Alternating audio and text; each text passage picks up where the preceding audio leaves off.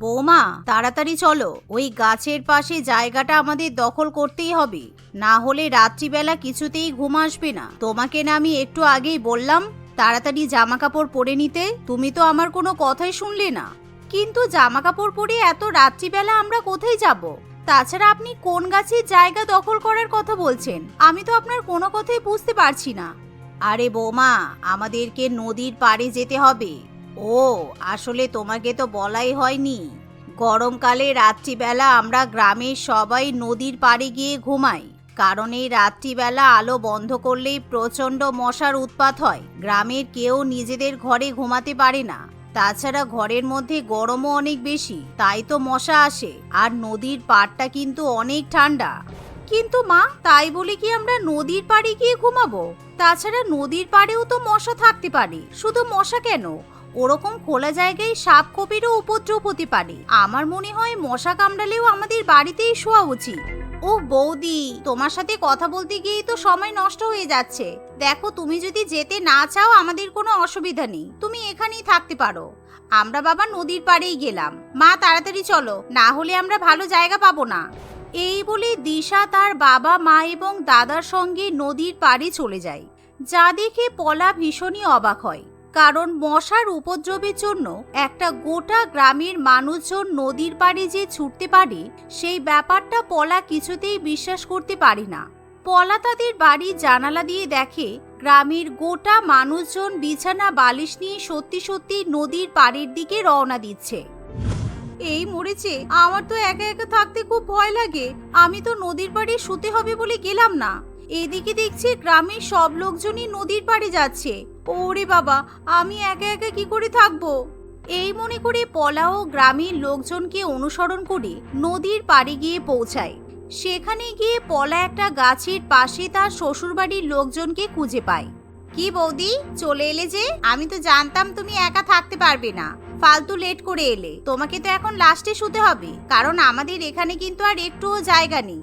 তুমি এক কাজ করো, ওই ডান দিকে রতি কাকিমার পাশে গিয়ে শুয়ে পড়ো।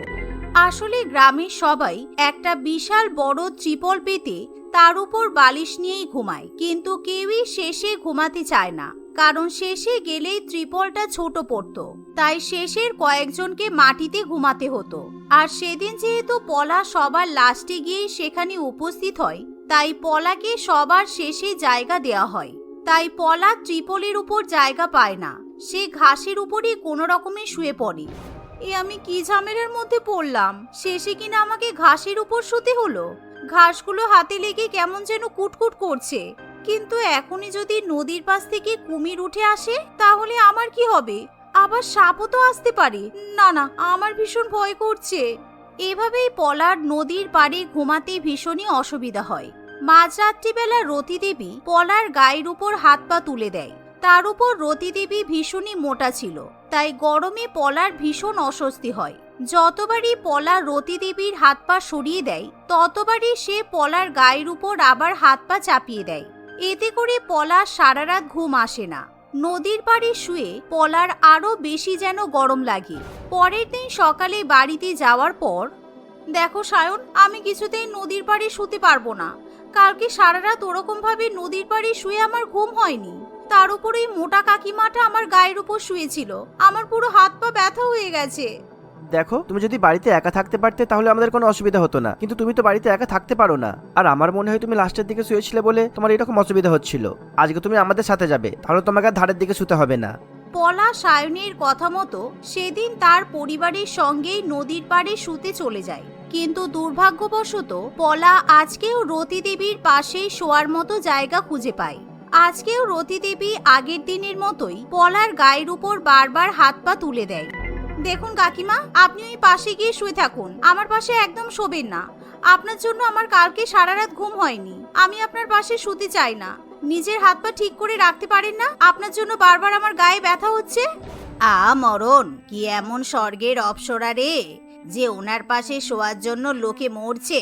এই মেয়ে শোনো, আমাদের গ্রামের লোকেরা একসঙ্গে বসবাস করে, তোমাদের শহরের লোকেদের মতো নয় যে দূরত্ব বজায় রেখে শুয়ে থাকবো।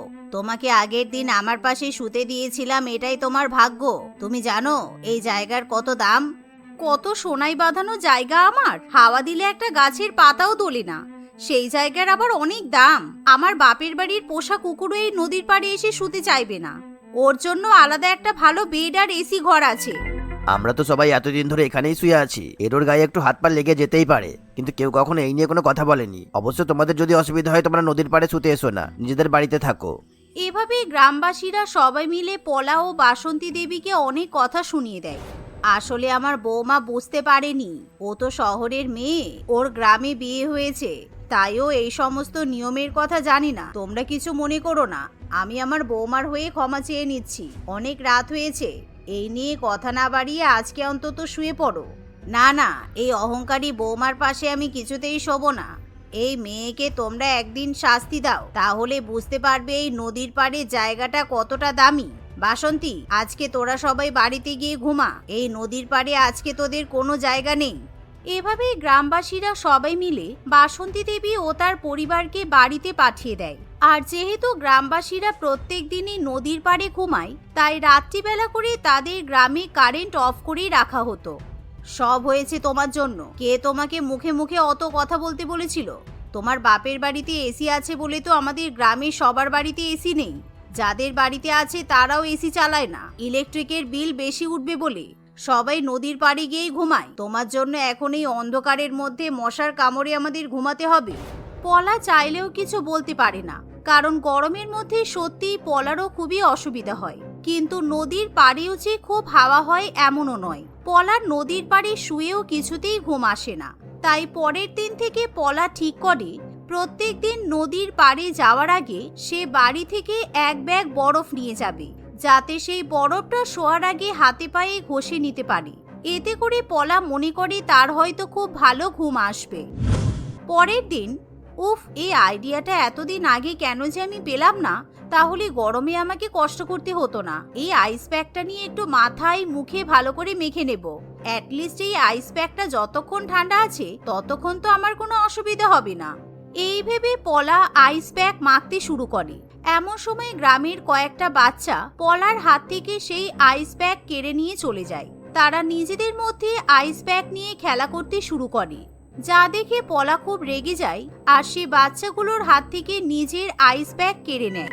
এই, তোরা আমার আইস প্যাকটা কেন নিলি রে? যা, নিজেদের জায়গায় যা। তোদের বাবা মা কিছু শিক্ষা দেয়নি লোকের জিনিস নিতে নেই? তুমি নাকি আমাদের ছেলে মেয়েদের বলেছো আমরা নাকি কোনো শিক্ষা দীক্ষা দেইনি, শুধু নাকি লোকের জিনিস নিতে শিখিয়েছি? বলি, তোমার কি এমন গুপ্তধন নিয়ে ফেলেছে যে তুমি আমাদের বাচ্চাদের এইরকম করে কথা শুনিয়েছো? এভাবে গ্রামের সমস্ত লোকজন আবার পলা এবং তার পরিবারকে কথা শোনাতে শুরু করে দেয়। না না, আসলে আমার বৌদির মাথায় একটু গন্ডগোল আছে।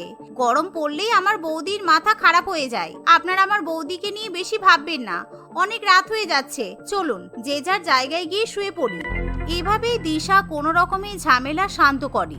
কিন্তু মনে মনে দিশা খুব রেগে যাওয়ায় তার বৌদিকে সে উল্টোপাল্টা কথা শুনিয়ে দেয়। এভাবেই কিছুক্ষণের মধ্যেই সবাই যে যার জায়গায় গিয়ে শুয়ে পড়ে। কিন্তু অন্যান্য দিনের মতো সেদিনও পলার ঘুম আসে না। বেশ কিছুক্ষণ পর হঠাৎই পলা যেন কোথাও থেকে হিস হিস শব্দ শুনতে পায়। কি ব্যাপার? মনে হচ্ছে যেন সাপের মতো আওয়াজ পাওয়া যাচ্ছে। এরকম হিস হিস শব্দ তো সাপ ছাড়া অন্য কারোর হতে পারে না। ওরে বাবারে, আমার সাপে ভীষণ ভয় করে। এই বলে পলা নিজের জায়গা ছেড়ে উঠে নদীর পাড়ে উঁকি মেরে দেখার চেষ্টা করে। তখনই একটা বড় সাপ নদীর জলে লাফ দেয়, যা দেখে পলা ভীষণই ভয় পেয়ে যায় আর চিৎকার করে সে গ্রামের সমস্ত লোকজনকে ডেকে তোলে। উফ, কাজ থেকে ফিরে এসে একটু শুলাম, ভাবলাম আজকে খুব ভালো করে ঘুম দেবো। তা নয়, এই মেয়েটা চিৎকার চেঁচামেচিতে ঘুম ভেঙে গেল। এই মেয়েটা যেদিন থেকে এসেছে সেদিন থেকেই আমাদের মধ্যে কোনো না কোনো একটা অশান্তি সৃষ্টি করছে। আমরা তো এতদিন নদীর পাড়েই শুয়ে আসছি, কোনো তো সাপ দেখলাম না। গ্রামের লোকজন পলার কোনো কথা শুনতে চায় না। তারা আবার পলা এবং তার পরিবারকে উল্টোপাল্টা কথা বলে তাদেরকে বাড়িতে ঘুমাতে পাঠিয়ে দেয়। কিন্তু সেদিন মাঝরাতে সত্যি সত্যি একটা বিশাল বড় গোখরো সাপ গ্রামবাসীদের কাছাকাছি চলে যায়। এমন সময় সৌভাগ্যবশত হঠাৎ করে পার্থবাবুর ঘুম ভেঙে যায় আর সেই সাপটাকে দেখতে পেয়ে সে খুবই ভয় পেয়ে যায়। কেউ নড়াচড়া করো না, নড়াচড়া করলেই সাপটা আমাদের কামড়াতে চলে আসবে। চুপচাপ যে জায়গায় আছো শুয়ে থাকো। আমরা যদি বেঁচে থাকি তাহলে আর কোনোদিন এই নদীর পাড়ে এসে শোবো না। পার্থবাবুর কথা শুনে কোনো গ্রামবাসী নড়াচড়া করে না। অন্যদিকে গোখরো সাপ এদিক ওদিক খাবার খুঁজতে থাকে। অবশেষে সাপটা কিছুক্ষণের মধ্যে নদীতে নেমে যায়। এমন সময় গ্রামবাসীরা সবাই বিছানা বালিশ নিয়ে দৌড়ে নিজেদের বাড়িতে ছুটে যায়। পরের দিন সমস্ত গ্রামবাসীরা পলার শ্বশুর বাড়িতে গিয়ে হাজির হয়। বৌমা, তুমি ঠিক কথাই বলছিলে। সত্যিই আমরা কালকে রাতে ওই গোখরা সাপটাকে দেখেছি। আমরা সকলে একটুর জন্য বেঁচে গেছি, তাই আমরা ঠিক করেছি আর কোনোদিনও নদীর পাড়ে শোবো না। তোমাকে ভুল বুঝেছি বলে আমাদের ক্ষমা করে দিও। আরে না না, আপনি কেন আমার কাছে ক্ষমা চাইছেন? আমি তো আপনার মেয়ের মতো। ও হ্যাঁ, আপনাদের একটা কথা বলার ছিল। এই যে আপনারা সবাই বাড়ির আশেপাশে আবর্জনা জমিয়ে রাখেন, মাটির হাঁড়ি, নানান রকম পাত্র, প্লাস্টিকের বোতল, এসবে জল জমে জমে কিন্তু মশার সৃষ্টি হয়েছে। আপনারা যদি আর কোথাও জল জমতে না দেন তাহলে কিন্তু আর মশার উপদ্রব হবে না, আর আপনারা বাড়িতেই শান্তি করে ঘুমাতে পারবেন।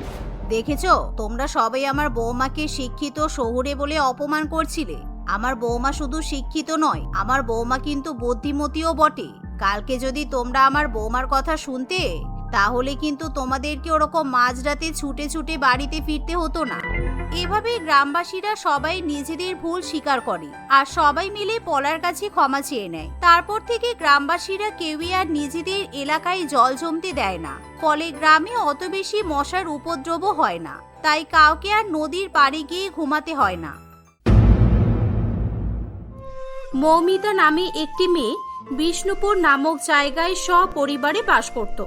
তার পরিবারে ছিল তার বাবা মা, দুটো দাদা, এক বোন, ঠাকুমা এবং ঠাকুরদা। তার পরিবারের সকলেই খুবই স্বাস্থ্যবান এবং মোটাসোটা ছিল, শুধুমাত্র মৌমিতাকে ছেড়ে। মৌমিতা দেখতে খুবই রোগা ছিল, তাই তাকে অনেকেই ঢেঁড়স, বরবটি, পাকাটি ইত্যাদি নামে ডাকত। একদিন সকালবেলা সবার আগে ঘুম থেকে উঠে মৌমিতা এক্সারসাইজ করছিল। তখন তার মা লতা দেবী তার কাছে এসে বলে, হয়েছে হয়েছে, অনেক হয়েছে। তোর এসব এক্সারসাইজ করা এবার বন্ধ করতো। আর কত রোগা হবি তুই বলতো? মা, আমি শুধু রোগা হওয়ার জন্য নয়, নিজেকে ফিট রাখতে, নিজের শরীরকে ঠিক রাখতে এক্সারসাইজ করি। আমাদের সবাইকেই এক্সারসাইজ করা উচিত। তোর এসব গল্প আমাকে আর শোনাস না তো। আগে কত মোটাসোটা ছিলিস তুই, কি সুন্দর গোলগাল চেহারা ছিল, একেবারে টসটসে আঙুরের মতো। আর এখন শুকিয়ে কিসমিস হয়ে গেছিস। মা, এটাকে জিরো ফিগার বলে। তুমি বুঝবে না এসব, বাদ দাও। আমার মতো ফিগার পাওয়ার জন্য তপস্যা করতে হয়, বুঝেছো? মেয়েরা জিমে গিয়ে ঘন্টার পর ঘন্টা ঘাম ঝরায় শুধুমাত্র এরকম ফিগার পাওয়ার জন্য। আচ্ছা চলো, আমার খিদে পেয়েছে। ব্রেকফাস্ট রেডি করেছো কি বলো? হ্যাঁ চল, তোর ঘাস পাতা সব রেডি করে রেখেছি। মাছ, মাংস, ভাত, রুটি তো তোর গলা দিয়ে নামে না। তৃণভোজী প্রাণী একেবারে। গরু ছাগলের মতো মাঠে ছড়িয়ে আসতে পারিস তো? আসলে মৌমিতা শুধুমাত্র ভেজ খাবার খেত, সে ননভেজ খাবার স্পর্শ পর্যন্ত করত না। সে শুধুমাত্র বেশি বেশি সবুজ শাকসবজি খেত। ভাত, রুটি এগুলো খুব অল্প পরিমাণে না খাওয়ার মতোই খেত সে। তাই তার বাড়িতে শুধুমাত্র তার মা নয়, পরিবারের সকলেই তাকে খুব বকাবকি করত। সকালের ব্রেকফাস্টে স্যালাড এবং ফল খেয়ে সে কলেজে চলে যায়। তাকে দেখে তার এক বন্ধু বলে, আরে মশা, তুই কখন এলি? আমার না তোকে দেখে খুব মায়া হয়। তোকে দেখে মনে হয় কতদিন খাওয়া হয়নি তোর। রুগ্ন শুকনো দেহ নিয়ে বাইরে বেরোতে তোর ভয় লাগে না বুঝি? ঝড় এলেই তো উড়ে অন্য গ্রহে পৌঁছে যাবি। এই চুপ কর তো, নিজে তো হাতির মতো ফুলে যাচ্ছিস দিন দিন। কোন দিন ফেটে পড়বি তার কোনো ঠিক নেই।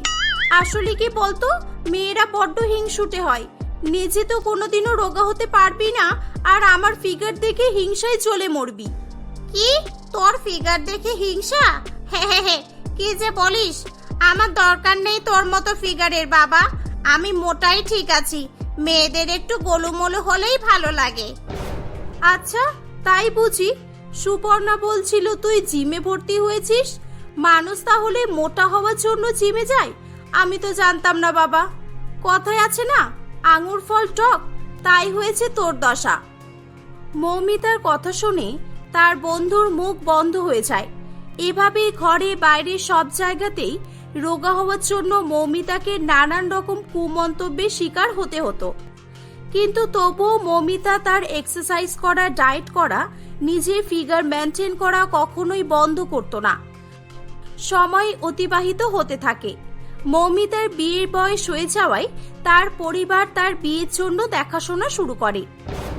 একদিন রঞ্জন নামে একটি ছেলে তার মা পাপিয়া দেবীর সঙ্গে মৌমিতাকে দেখতে আসে। মৌমিতাকে দেখে পাপিয়া দেবী ফিসফিস করে রঞ্জনের কানে বলে, এই রঞ্জন, এ তো দেখছি হাতির পরিবারে মশার জন্ম। এর পরিবারের সবাই এত মোটা মোটা, আর এই মেয়ে একেবারে রোগা ফিংফিঙে। এত রোগা মেয়ে বাড়ির কাজকর্ম কিছুই করতে পারবে না। আমাদের অত বড় পরিবার, এই মেয়ে ভারী ভারী কাজ করতে গিয়ে উল্টে পড়ে থাকবে। গায়ে তো কিচ্ছু নেই, একেবারে শুধু হাড় ভর্তি। কোনো রোগ টোগ আছে নাকি বলতো?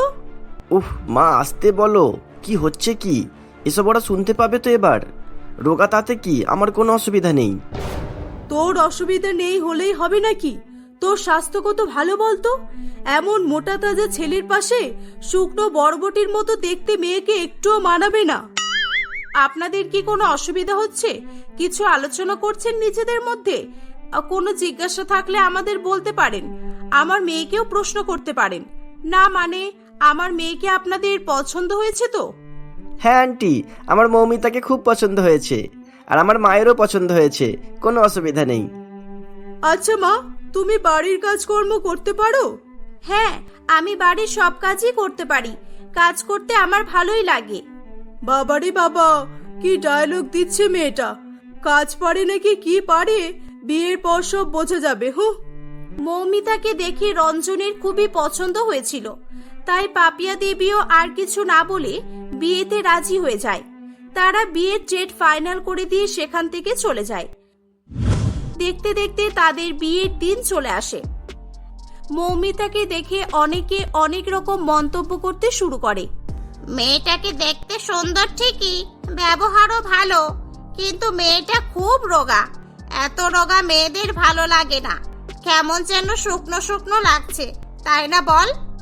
হ্যাঁ, তা ঠিক বলেছো। আর একটু মোটা সোটা হলে খুব ভালো দেখাতো।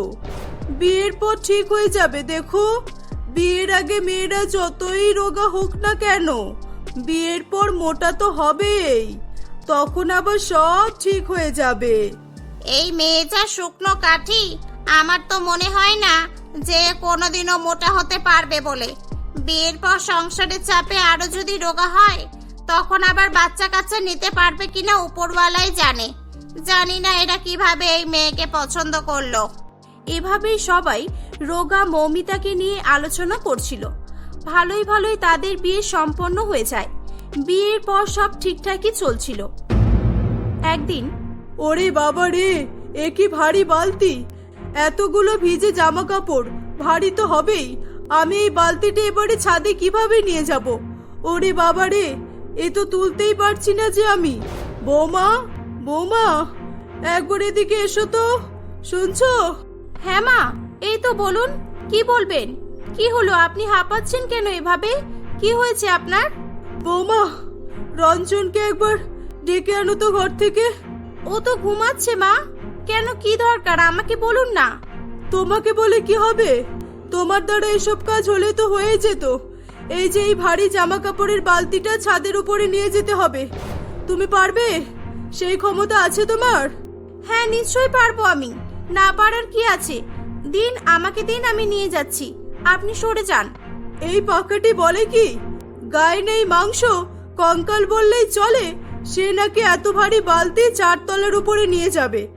আমি এত মোটা হয়ে পারছি না, আর তুমি পারবে বললেই হলো? এক কাজ করো, চলো দুজন মিলে ধরে নিয়ে যাই, চলো। না মা, তার কোনো প্রয়োজন নেই। আমি একাই পারবো বলেছি যখন, আমি একাই নিয়ে যাব এটা। এই বলে মৌমিতা অতি সহজেই বালতিটা তুলে নেয় এবং ছাদের উপরে গিয়ে জামা কাপড়গুলো শুকোতে দিয়ে আসে। পাপিয়া দেবী তাকে দেখে অবাক হয়ে যায়।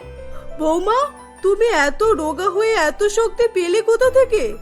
আমি পারলাম না, আর তুমি? হ্যাঁ মা, এটাই তো আপনাদের ভুল ধারণা। যারা রোগা হয় তার মানে এই নয় যে তাদের শরীরে কোনো শক্তি নেই। তারা দুর্বল হয়, তাদের কাজ করার কোনো সামর্থ্য নেই। আপনি দেখুন না, এত মোটা, কিন্তু তবুও শারীরিক দিক থেকে আপনি আমার থেকে অনেক দুর্বল। আর তাছাড়া মা, আমি রোগা নই, এটা আমার ফিটনেস। চুপ করো, তোমার জ্ঞান তোমার কাছেই রাখো। একটা বালতি তুলে নিজেকে বড্ড শক্তিশালী মনে করছে। নিজেকে আয়নায় দেখেছো কোনোদিন? একেবারে কঞ্চি মনে হয়, কঞ্চি। তাতে কি হয়েছে? লাঠি কিংবা বাঁশের মতো হয়ে তো কোনো লাভ নেই। এত হালকা বালতি তুলতে পারছেন না। আমি রোগা, আমিই শক্তিশালী, আর আপনি মোটা, আপনিই দুর্বল। মোটেই না, আসলে আমার একটু বয়স হয়েছে তো, তাই হয়তো একটু দুর্বল হয়ে গেছি। তুমি জানো না কিছু। হ্যাঁ আচ্ছা মা, ঠিক আছে, আপনি রাগ করবেন না, আমি একটু মজা করছিলাম। আর হ্যাঁ মা, আমি থাকতে আপনাকে আর কোনো কাজ করতে হবে না। আজ থেকে এই সংসারের সমস্ত কাজকর্মের দায়িত্ব আমার। আপনি শুধুমাত্র বিশ্রাম নেবেন, ওকে? এই বলে মৌমিতা বাড়ির সমস্ত কাজকর্ম করতে শুরু করে দেয়। সে নিমেষের মধ্যেই ঝটপট সমস্ত কাজকর্ম করে ফেলে। বেশ কিছুদিন কেটে যায়। হঠাৎ একদিন পাপিয়া দেবীর মেজ ছেলে প্রীতম তার পছন্দের এক মেয়েকে বিয়ে করে বাড়িতে নিয়ে আসে। মেয়েটির নাম ছিল বুলবুলি। সে দেখতে খুবই মোটা ছিল। এই তো, এই না হলে আমার বাড়ির বৌমা? ঠিক আমার মতোই হয়েছে আমার বৌমা, যেমন সুন্দর তেমনই গোলগাল। এসো মা, ঘরে এসো। বাবারে বাবা, কি গরম লাগছে, একেবারে ঘেমে গেলাম। আগে একটু বসি, তারপর অন্য কিছু। এক গ্লাস জল পাওয়া যাবে? হ্যাঁ হ্যাঁ, এই নাও জল খাও। এত দূর থেকে এসেছো, একটু রেস্ট করো। বুলবুলি আগে থেকে অনেক মোটা তো ছিলই, কিন্তু বিয়ের কয়েকদিন পর থেকে সে আরো অনেক বেশি মোটা হয়ে যায়। সে এই বাড়িতে আসার পর থেকেই সংসারের কোনো কাজকর্মই করত না।